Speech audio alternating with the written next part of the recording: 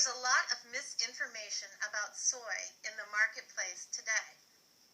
In a lot of countries where soy consumption is greater, we know that they tend to have fewer health issues.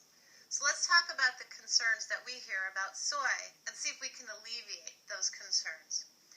The first is referring to raw soybeans that can contain a form of phytic acid that can block mineral absorption. However, that is based on massive consumption quantities and is the raw soybean only and occurs only in those animals that lack the enzyme phytase.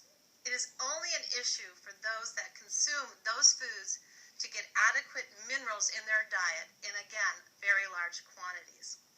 The issue is primarily in developing countries and may have a genetic basis as well because they lack a digestive enzyme.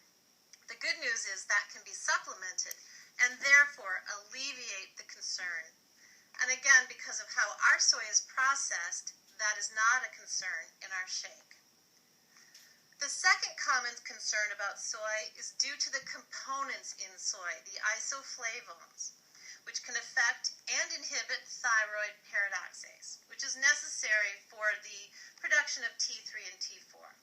There is some evidence that it could lead to thyroid enlargement or goiter.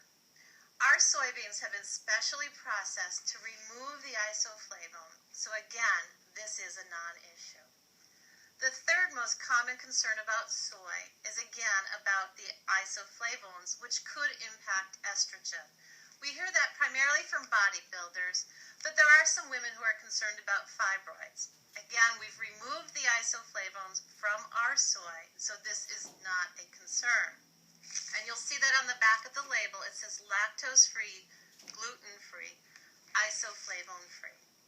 I also want to point out that our soy is non-GMO, which means it's not genetically modified. We are trying to use as natural a soy as we can while removing all of the isoflavones, fat, lactose, and carbohydrates.